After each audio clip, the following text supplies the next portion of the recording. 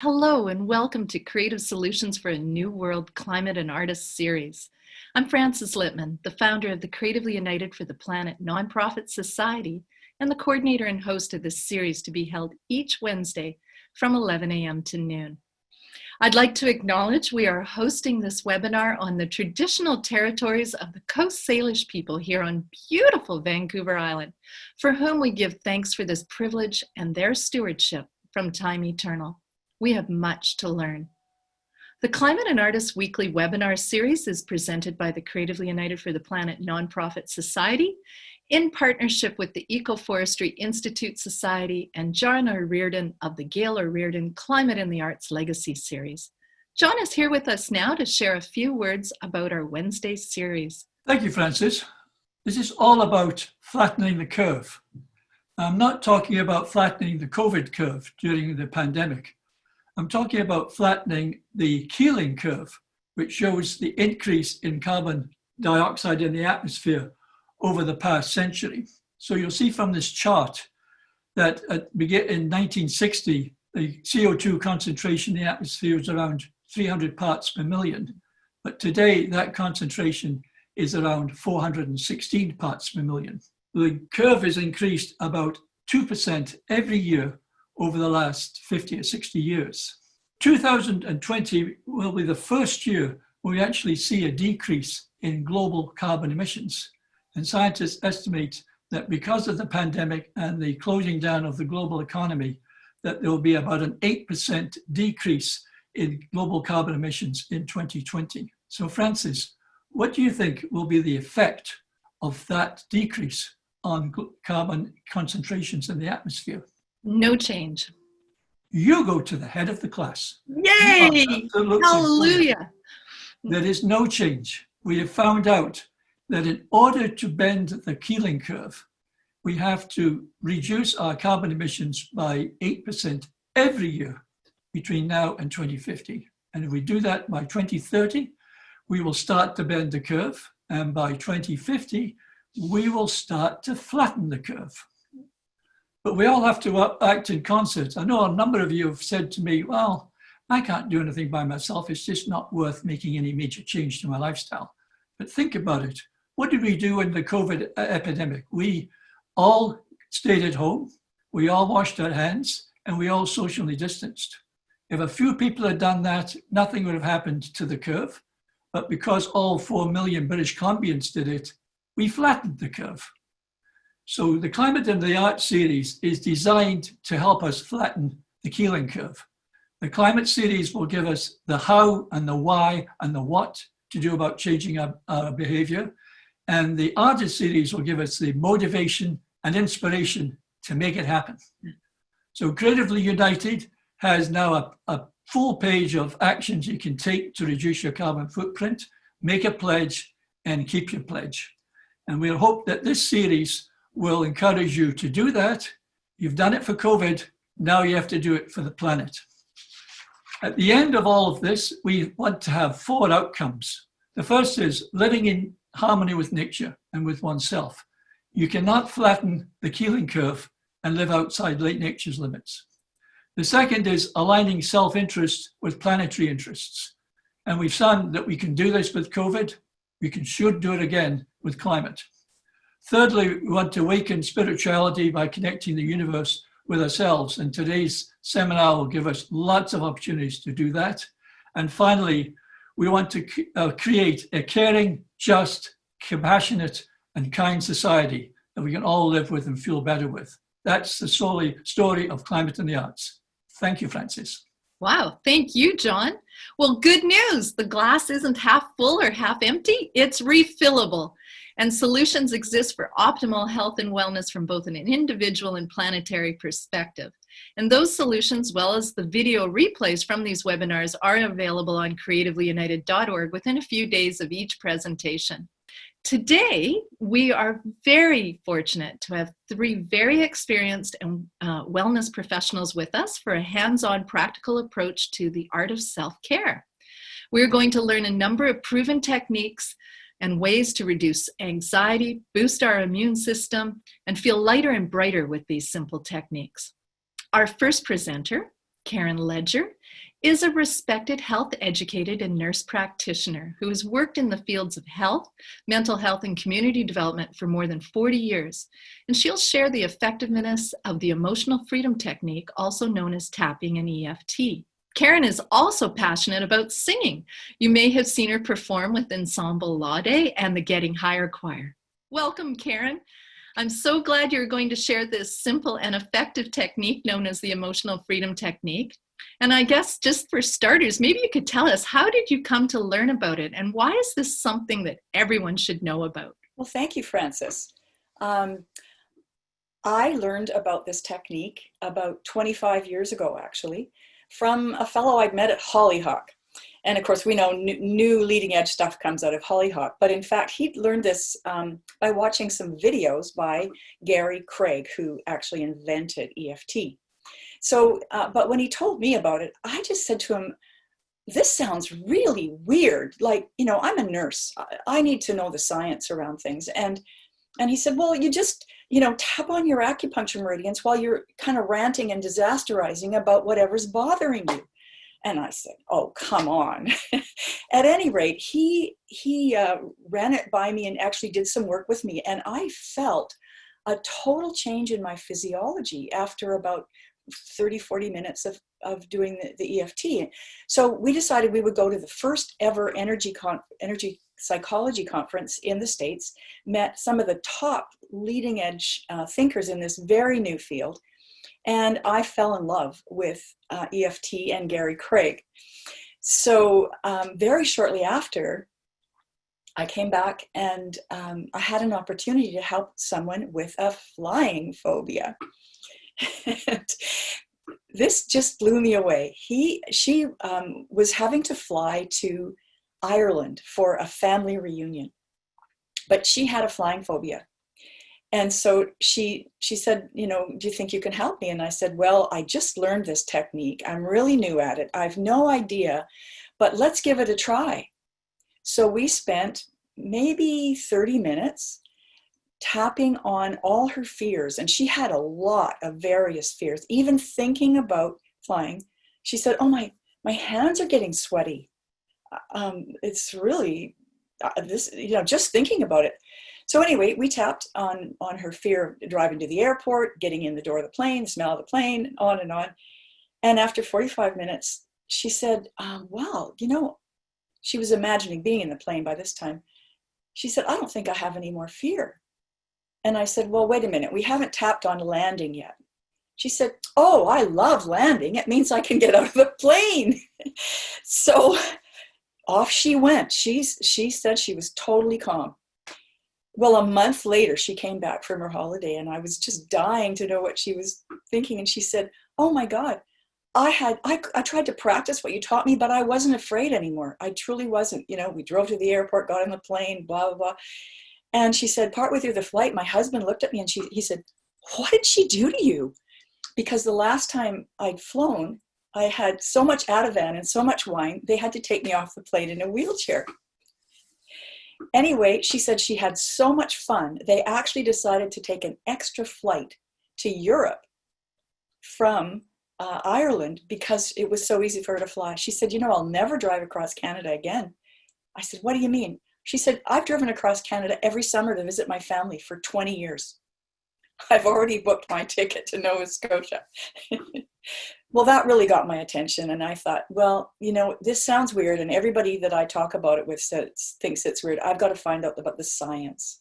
And so that's why before I introduce EFT, I'd love to show this little slideshow.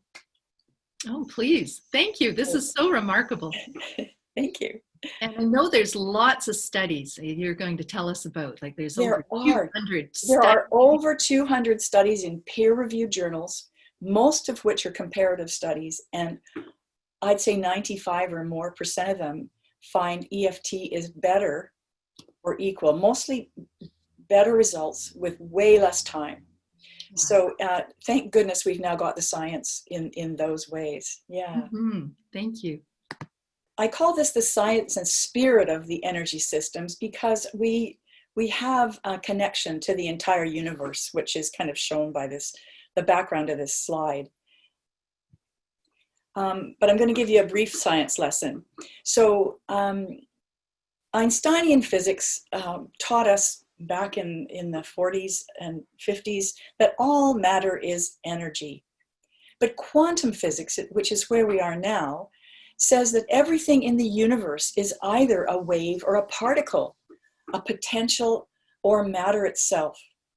In other words, everything is energy, but it shows up in different ways.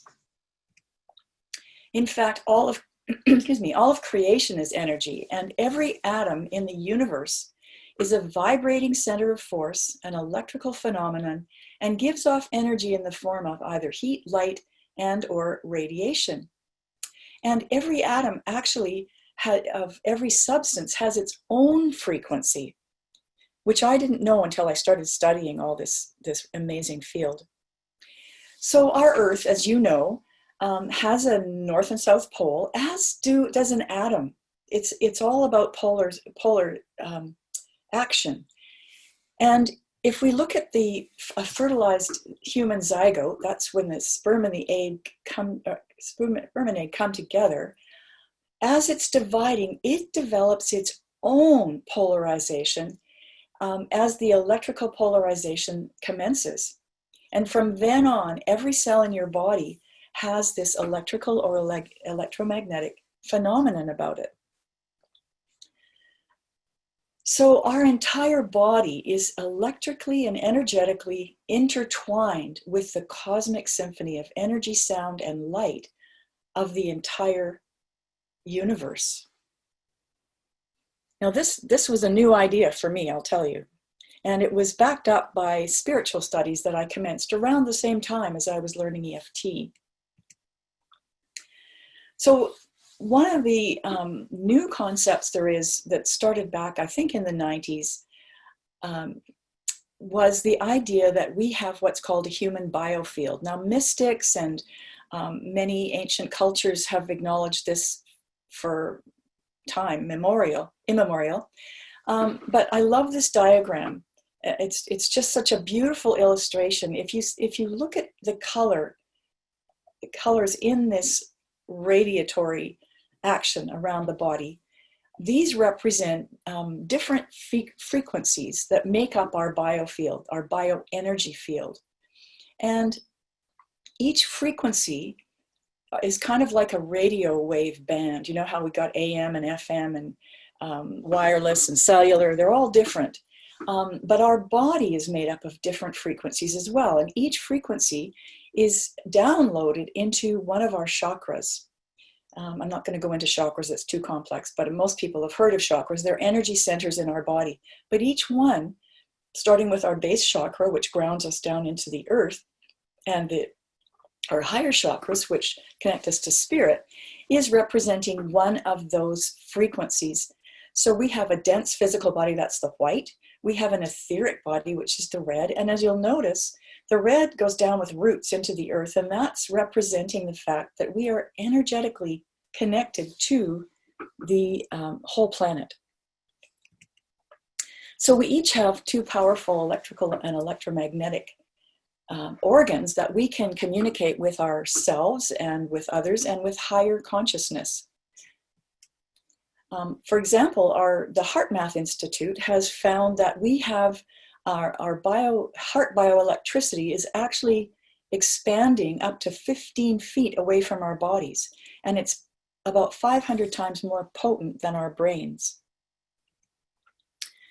Our thoughts are also and have an electrical energy, and those frequencies also can be measured outside of our brain. And anyone who's learned about telepathy, or more importantly, maybe often healing in absence, this is the phenomenon through which this works.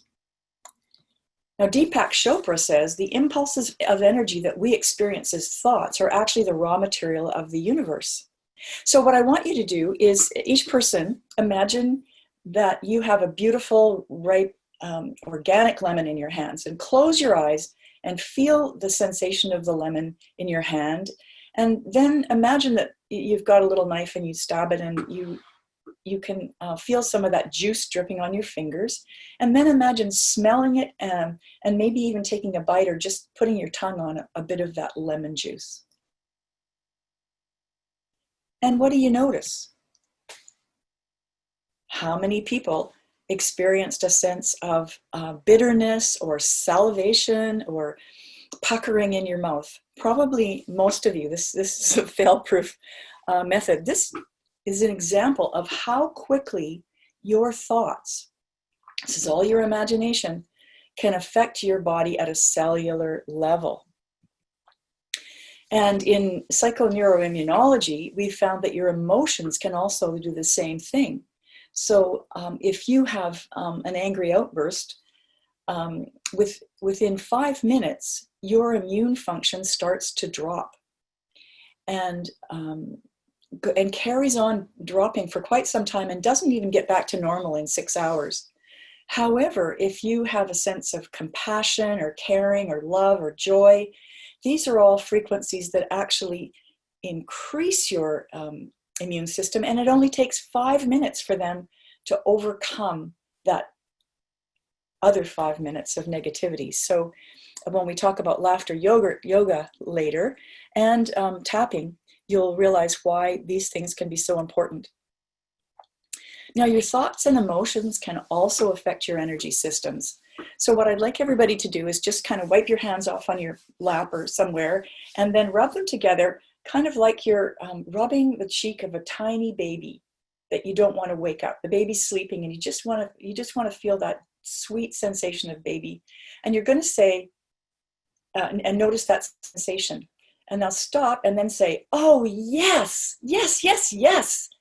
And notice the sensations on your hands. And now I'm going to have you say, oh, no, no, no, no, and really mean it. And then rub gently again. And you'll notice a different sensation in how your hands feel against one and the other. Now, for me, when I say yes, yes, yes, unless I'm dehydrated, the rubbing will be very smooth. If I'm a little bit dehydrated, it'll be sticky.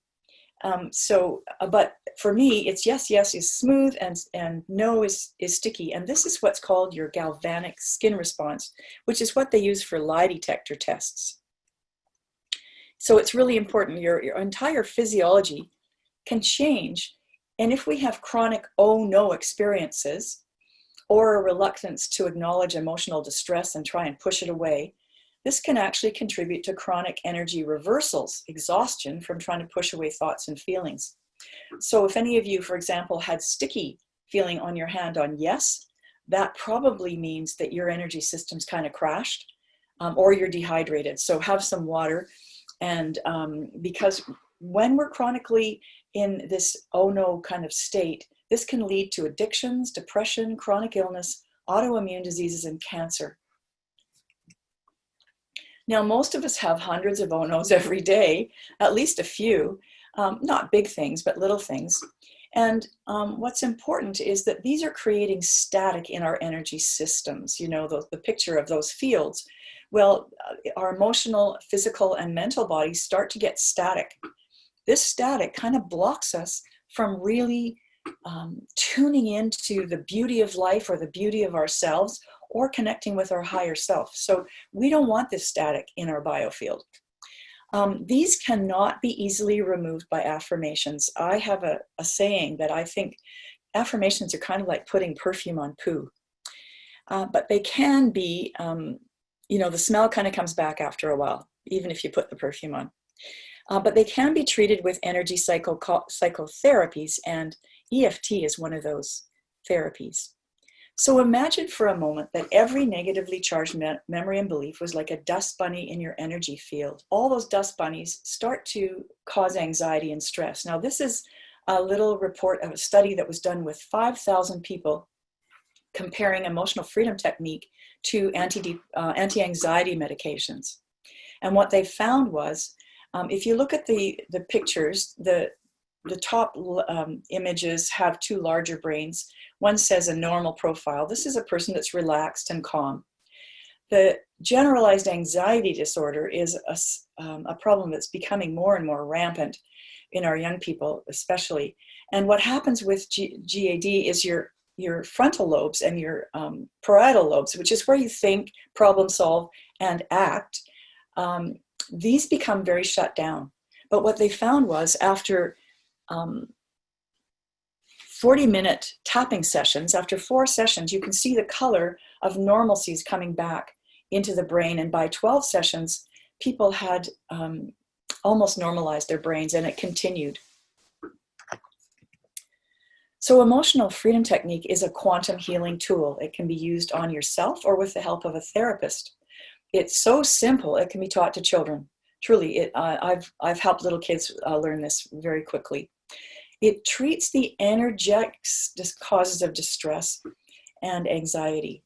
And there's lots and lots of things that can work with. So the basic premise of emotional freedom technique is that the cause of all negative emotions and many physical problems is caused by disruptions in the energy systems of the body. Emotional freedom technique can produce feelings of calm and confidence in the face of distressing issues.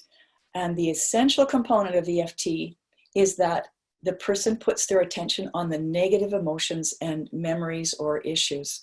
And this is the big thing that most people have trouble. They don't want to say the negative, but by tapping on acupuncture meridians, which I'm going to show you in a moment, you can clear those. Alrighty, so tapping is really simple, and we're going to put my website information at the end where you can download free tapping guides. And I'd love to mention, by the way, Karen has a great book, Reducing Anxiety and Stress, Enhance Success. We're going to post the link to Karen's website and Greg's later when we put the video up. You'll have the links, and there's also a video, you said instructional video there, right? Yes, there is. Yes, yeah. And I'm sorry that introduction took so long here. No worries. So we'll quickly, so the main thing is we tune in. So for example, my flying phobic, I had her tune into her fear of getting on the plane, and it was a 9 out of 10.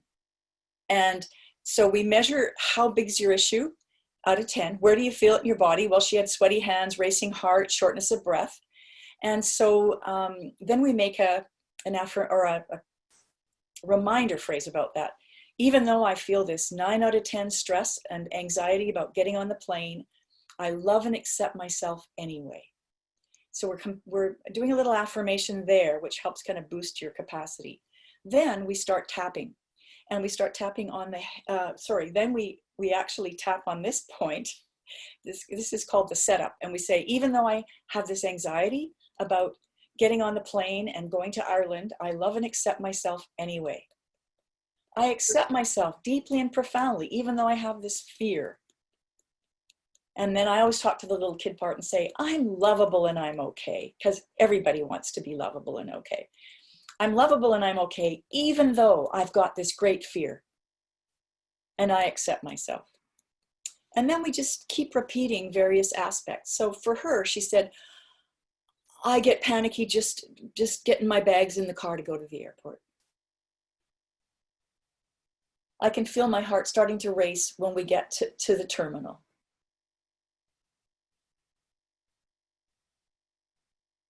When we enter the plane, the smell just makes my anxiety raise even more. And when I have to put my seatbelt on, I feel trapped. And the anxiety level rises more and more. And I'm so embarrassed about this fear. I feel so silly. It just doesn't make any sense. Millions of people fly, but I just feel so embarrassed about having this feeling. And I'm exhausted dealing with it. So this one, you're moving down to the middle of your chin. And you don't have to use 2 fingers to tap. You can just use 1. But I like the feeling of 2. So the next spot is these collarbone points, which is just below your collarbone. And this is really good. If you're in a panic somewhere and you don't have time to do this whole thing, just doing this can actually help people calm down. Okay, and taking some breaths on that point. Because often when we're anxious, we don't breathe deeply. we're not getting enough oxygen. And then we move to the side of the chest. And I'm just going to back up a bit so you can see me. So right about where the bra strap would be for women. And I'll just tip this down. And then the next point is on the ribs. And this is the spleen meridian. I love to rant about all the frustration, anger, fed up, disappointed. All those kind of emotions go really well on the spleen point here. But you can tap anything. And then we move to the hands and we work on your fingers, starting with the thumb, the top level of your thumb on the nail bed, the bottom of the nail. Can you see that? Okay. And then the pointer finger, same spot on the base of the nail. Middle finger, base of the nail. We skip the ring finger because it's the same meridian as this one. And then we jump to the baby finger. And then we go down to the karate chop again. Now there is another part, but I'm not going to show it today because we don't have time. But we just do another affirmation. Even though I still have this fear of flying, I love and accept myself anyway. And then we'll just have people close their eyes and tune in. And anybody that's tapping along, you may notice that your body's kind of tingling, feels a little bit energetic. I don't know what you notice, Francis. What do you notice? Yeah, definitely. And sometimes even in the first round of tapping, people's number goes lower, but if it gets higher, that's a good sign because it means you're actually getting to the real level of emotion. So you just keep tapping. So when you go to my website, you can just play my video over and over again until you feel calm. Wonderful. Thank you. And your website is karenledger.ca. But as I said, we'll post that information with today's video. Karen, you're wonderful. Thank you so much. It's always a joy to see your smiling face around the city and for sharing this wisdom with us. Thank you. Thank you. Thank you for this opportunity. Our next guest is Jean Furbee, a retired family clinical counselor and psychotherapist with more than 50 years of experience who has been at the forefront of creating inclusivity and compassionate care in the community mental health field. Jean has also been a tennis pro and plays beautiful jazz piano, which he learned at the age of 50. And he recently learned how to play the haunting and meditative shakuhachi Japanese flute, as well as Indian tabla drums.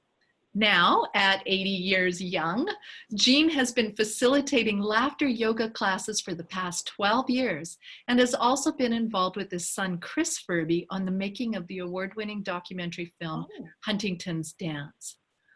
I first met Jean at a free laughter yoga class offered by the Esquimalt Rec Center in 2009 and was so uplifted and inspired by him that I too became a laughter yoga facilitator shortly thereafter. Jean will be joining us by cell phone as he has found himself without power or the internet today. And I just want to show a short video clip, very short clip of Jean so that you can just get a sense of who he is. What's really important to me is to unite this planet through creativity. There you go. And that's my pal, Jean. Ha ha! Welcome, my friend. Are you on the line? I'm here, Francis. I love hearing your voice. Oh boy. Nice introduction. That was a great presentation by Karen too, by the way. It's just a wonderful prelude to what I want to say, because it's about energy here and really moving through our struggles in life in the ways that make it to the end, to help us through it. Yeah, well, Jean, I know we both shared the experience of some really deep grief that both led us to laughter yoga. And this practice, even though it's called laughter yoga, has more to do with breath awareness and laughter than actually yoga. And it was devised by Dr. Matan Gattari from India, who as a medical doctor realized that laughter truly was the best medicine for his patients, given that the body doesn't know the difference between fake laughter and real laughter, as both trigger endorphins. I'm just going to first show a photo here I took of you and your wife, Sarah, a few years ago for your anniversary. In 2005, Sarah had a massive stroke that changed both your lives forever. And 3 years later, after her stroke, you happened upon a free laughter yoga community class in Beacon Hill Park that uplifted your spirit so much that you became an instructor. So, we're hoping, like, you're just filled with so much wisdom, my friend, that can you tell us more about laughter yoga and how you use laughter and smiling in your life in the community? Well, I use, Sarah and I use it every day. We use our, at the night before we go to sleep, we just reflect on the day and say, what's the best thing that happened to us that day? What was the best thing that we can recall from it? And often during the day, in the midst of life, we'll find ourselves laughing, sometimes crying, sometimes going through a certain amount of anguish and apprehension about things, but often finding our way through it to some smiling and laughing. And that's really what I wanted to talk about today, was some of these basic resources that we have available to our being, that are natural, that are always already present, and learning how to cultivate those natural resources, really, that we all have as human beings, that we ignore. And there's so many of them that we could cultivate. And for my laughter yoga classes, those are the kinds of things that I really encourage people to cultivate. Things like empathy and awareness and breathing and allowing emotions to come through, and use of the imagination and moving, and how to concentrate, and noticing your body sensations and playfulness. There are so many resources we have that we just we don't notice because we're so caught up in looking for the material aspects of life, and we miss the whole process of living and the kinds of gifts that are given to us as a result of being a human being. Yeah, I love that you mentioned, you've shared so many words of wisdom with me, but I love how you talk about smiling as a portal, and how we can, just even smile with our eyes. Yeah, a portal to our emotions. Exactly. It allows us to access emotions consciously through conscious smiling or laughing, and it opens up a number of emotions potentially that people are surprised oftentimes in laughter yoga, the kinds of other emotions that rise up as a result of freeing the diaphragm through laughter.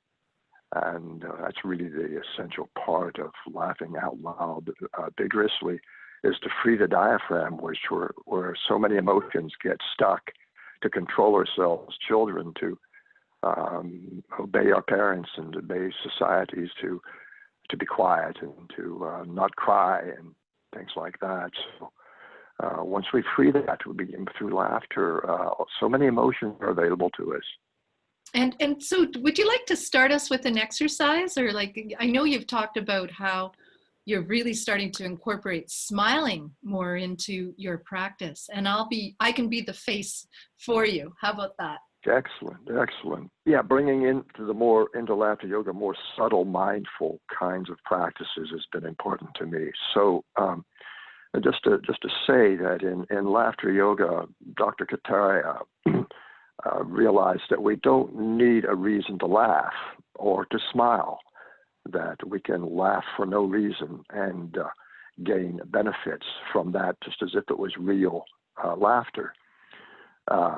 We can allow ourselves to laugh, we can choose to laugh, we can pretend to laugh, but most of the time when we begin to laugh for no reason, within a short time it becomes genuine and spontaneous. So right now, just, as you sit there, make a choice to laugh or decide to laugh, and laugh along with Francis and me, and just notice what that's like. So here we go. Ready? Get set? Yeah. Go.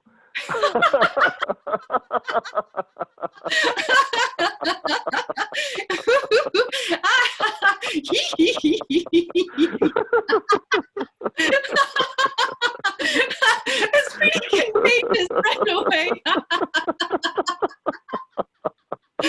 Oh, wonderful. That was great. Now, if we'd have extended that for several minutes, which is what happens readily in an assembled group, the laughter becomes an aerobic workout, as vigorous as working out on a treadmill. You can lose calories. Yeah. You lose calories. People lose calories, and it's a cardiovascular workout, which has been demonstrated by physiologists, the amount of calories that are burned and so forth. So another principle that I love about laughter yoga that Dr. Kataria has identified is the attitude or spirit of childlike playfulness. And that attitude, as we enter into laughter yoga from that, engages our imagination, our creativity, and lightness of being. And that's really what I'm excited about with laughter yoga, is that freeing of the imagination and the lightness of being that can come around that. Maybe we could do some smiling. How would that be? Sure, let's just smile for a bit, and then we have time for like one more. Let's do this. We're all practiced with smiling for the camera, but rather than smile for the camera, just let yourself smile. Go ahead and smile. Let a smile come to your face. Let it linger.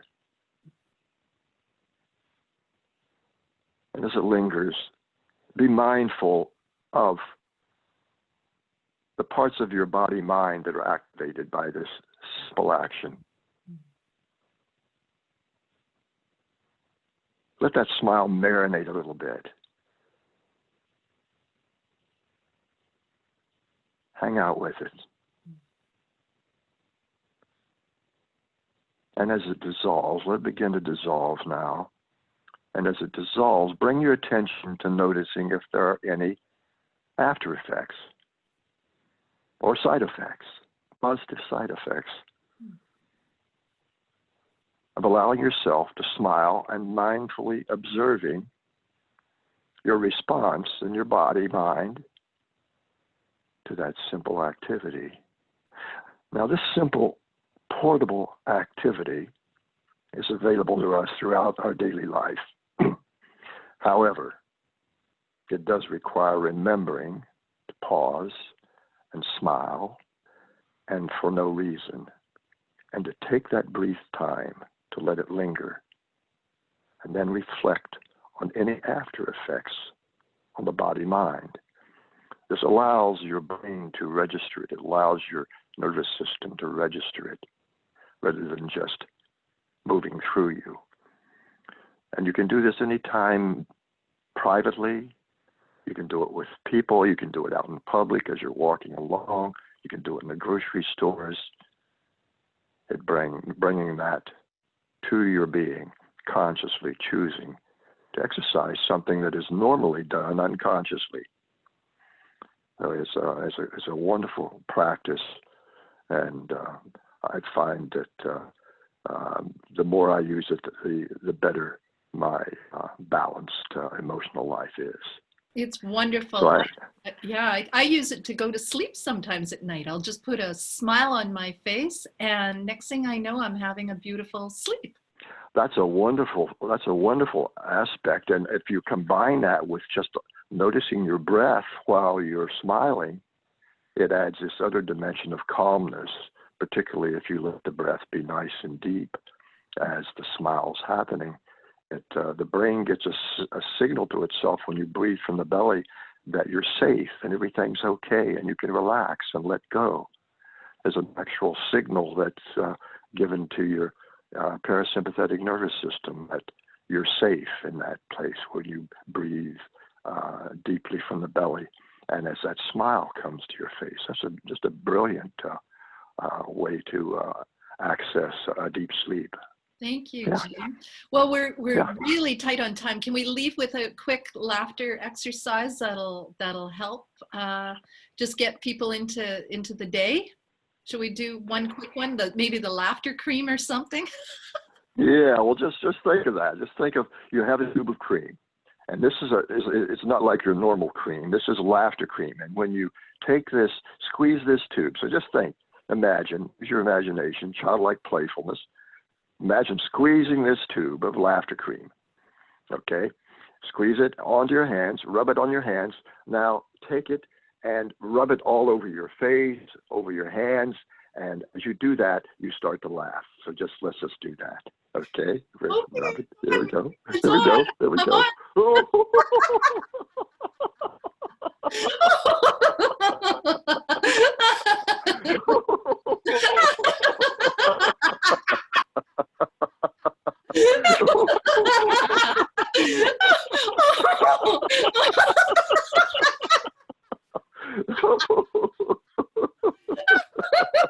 It's so silly, you can't help but laugh. That's the great thing, Jean. And it does bring up emotions. Boy, does it ever. It almost it brings tears to my eyes. You can maybe see. I love laughter tears. Yes, laughter tears. Laughter tears. Yes, absolutely. Oh, that's great. Just notice how good that feels after you finish laughing even. Yeah, it's just great. Thank you so much, Jean. I had to Okay. pull in with an aloha to you. And a hee-hee right back to you. Thank you. All right. We've heard from Karen, Jean, and now we have Greg Augustine. I love how that rhymes. Jean and his wife, Sarah, introduced me to somatic therapist Greg Augustine, for who I'm so grateful for, especially after years of carrying camera gear and sitting at the computer. Holy moly. Greg will tell us more about what somatic education is, how it works, and give us some exercises to do at home. And Greg's personal experience with 13 years of back pain led him to this form of therapy that includes the study of kinesiology, pathology, and neurophysiology. And he became one of the first somatic practitioners on Vancouver Island more than 20 years ago. While writing a handbook on pendiculation, which explores muscle engagement and lengthening, Greg discovered a passion for music and songwriting that has led him to a few music videos, one of which we're going to just share a few moments of now, and let's take it away.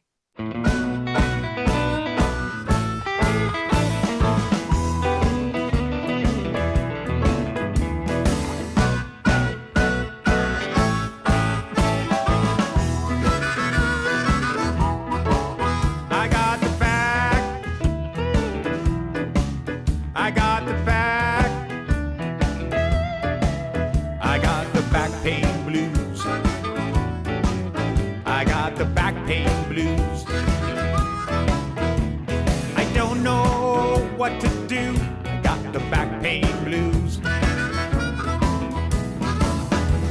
You're tired, you're sore, you don't know if you can take any more. It happened so fast, felt like something so small. All of a sudden feeling real weak, you can barely crawl.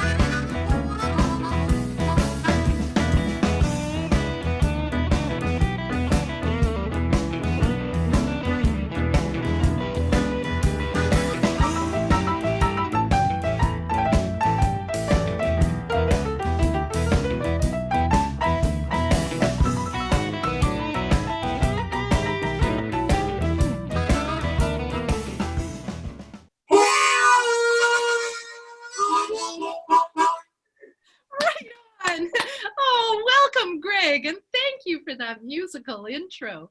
So, good morning, Francis. Thank you very much for having me, and thank you to Karen and Jean.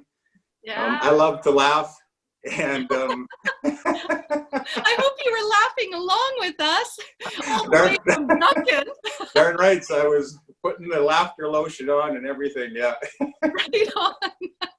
So now we're getting on to what it is that you do. Can you tell us in a few words, what is somatic therapy or education? So somatics is oriented around how our brain and our body are connected. And in somatics, there's four main components. There's an assessment and evaluation component, an education and knowledge component, and then there's a hands-on methodology that we use to help people rebalance themselves and get rid of pain and perform better.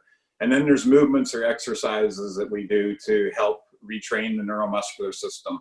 So in somatics, we work with not just a joint or a body part, or even just a body. We work with the living body. And the word soma is the word that we utilize. And the soma has been used in lots of different arenas, but we use the old Greek definition, was the living body as experienced from within. So it's our own experience of our own life. And I think that's so important. And that's what Karen, I think, was talking about, and Jean talking about, with being mindful and being tuned in to ourselves. You know, there's so many common denominators in life, and I like to find those things that can help us, you know, get rid of pain, but also prevent pain, also be able to help us perform better, and to be able to give us an overall sense of better functioning. So somatics believes in that concept that all of life is movement. And, you know, when we don't move, they throw dirt on us. And so we got to keep moving to avoid that. And another common denominator to life is contraction and expansion. And, you know, the earth does it, our bodies do it, our breathing, it happens every breath, right down to the cellular level, is that contraction, expansion that's taking place. And so in somatics, we talk about a term called sensory motor amnesia. Basically, it's a forgetting in the brain and the nervous system in the upper part, and we get stuck in different patterns, stuck in tension. So I refer to it as toxic tension, because all of life requires tension to be able to do anything. For us to be able to be sitting here, there's a certain amount of tension that is required in our bodies. But it becomes toxic when we don't let go of the tension, where it gets amplified or over-exaggerated. And that can happen through stress, negative events, through positive or hard work, through repetitive patterns that we go through in our lives. So in somatics, one of the things that helps with the sensory motor amnesia, or that toxic tension, the most, is something the animals have always done. And it happens, it goes along with that contraction and expansion principle, and it's called pandiculation. And so when an animal first wakes up, you know, my dog Dexter's here, and he may come into the screen at some point, but you know, when he first wakes up, or if he's been laying down for a long time and he needs to go down our stairs, he lengthens himself out, and it looks like he's stretching, but before he stretches and lengthens, he tightens everything and then slowly lets it go. And so that's what animals have always done. And in the biological term, it's called pandiculation. And so that's essentially a lot of what, there's many other parts, but to simplify it, and one of the most powerful parts is that pandiculation principle and practice. So, you know, I could talk for hours about it, but it would probably be a lot more effective just to show a couple different things that people can use, because I like to have practical things. Please do. Is that all right? Yeah. So, you know, a lot of the somatic exercises and movements are done lying down, because that's not necessarily going to be practical today. And essentially, I like to have things to do in any different position. You know, I teach back care workshops for workplaces and injury prevention and ergonomics. But so you need to have things, I believe you need to have things you can do in any position you're in, because you don't always have a chance to lie down. But the most effective movements are done lying down. It's quickest, and you're taking yourself out of gravity. So I'm just going to show you a couple of different things that people can go along with, or they can just watch and listen and go back and review the video or what have you. I'm going to move back a little bit. This is great, especially for those of us who sit too long. Yes. Right? Sitting, you know, most people don't think about how they sit. They just, you know, they get into a position and then they're on their computer or doing what they do, and you just crawl farther and farther closer to the computer and get more and more hunched. Okay, so number one, you know, breathing is so important, and that's been talked about with Jean, it's been talked about with Karen, and it's our most important movement. So focusing on your breath, when you inhale, let your belly fill up in with air. And as you exhale, let it hollow out. So it's that most elemental and basic contraction and expansion. When you inhale, expand into the front of your belly, down into the lower lobes of your lungs. And as you exhale, let that hollow out. And as it hollows out, tip your pelvis back a little bit. Just allow that movement to happen. Inhale, and as your belly expands, your pelvis tips forward. So keep doing that. I'm going to turn sideways so that you can see profile view. So on an inhale, let's start with an inhale. Front expands, look up towards the ceiling lightly, and then as you exhale, let your pelvis roll back, let your head come down, and roll your arms in towards your body.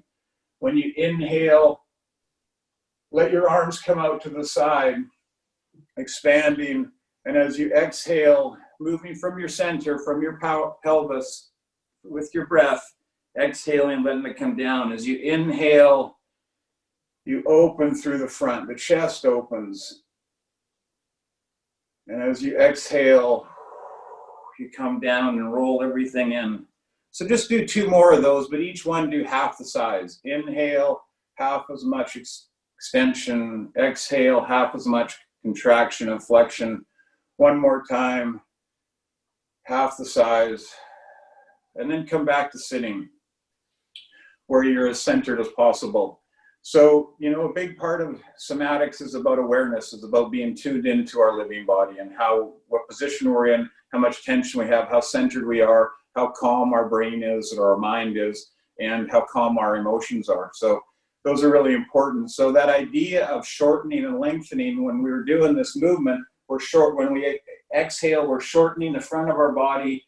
When we inhale, we're shortening the back of our body. But then after we shorten it, we take it through a full lengthening as well. Because to have any movement in our physical bodies, that's what happens. It's a shortening and lengthening. So you're bringing that into a movement pattern that we repeat every day, thousands of times a day, flexion and extension. Does that make sense? It does. And how about, do you have one for necks? People Yes. Neck issues. So for, you know, right now we've got so much fear, so much anxiety in our, you know, with Corona, but now with the rioting and everything, so much uncertainty. And, you know, besides all the hormonal changes and everything that gets triggered, the physical position that happens that through our nervous system, through our autonomic nervous system, is our eyes tighten, our jaws tighten, our shoulders come up, and everything comes forward to protect our vital organs.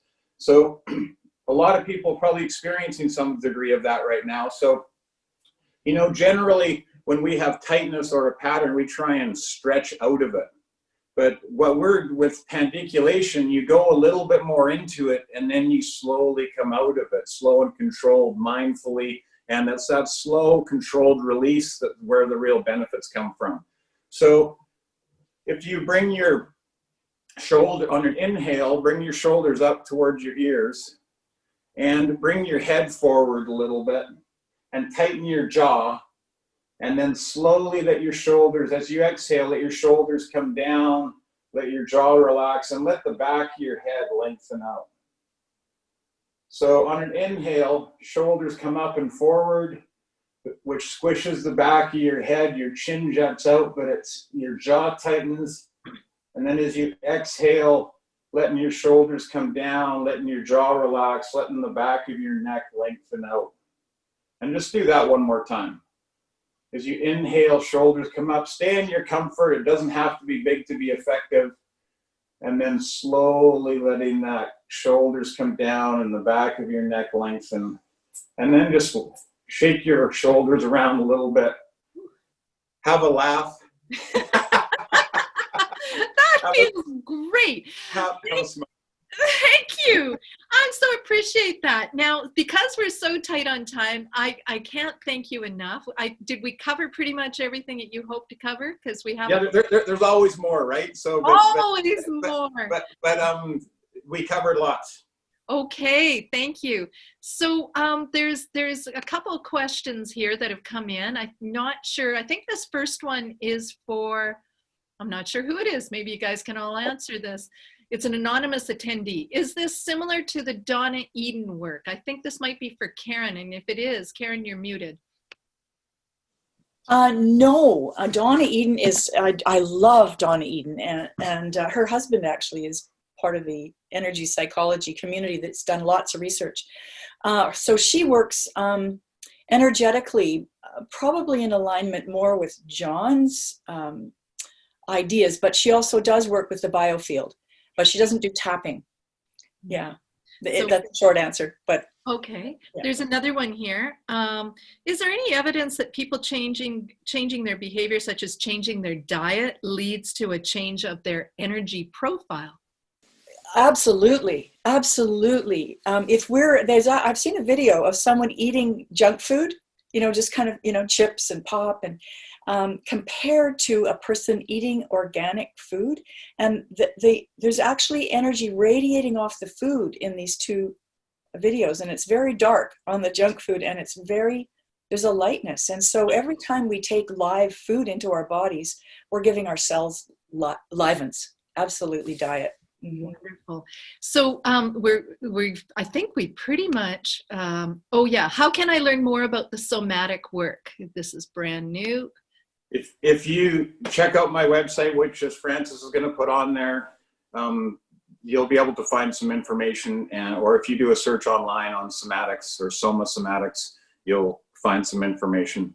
Yeah, soma4living.com. Yeah. Or you're welcome to give me a call, or we can set up a time to have a conversation, and I can give you more information.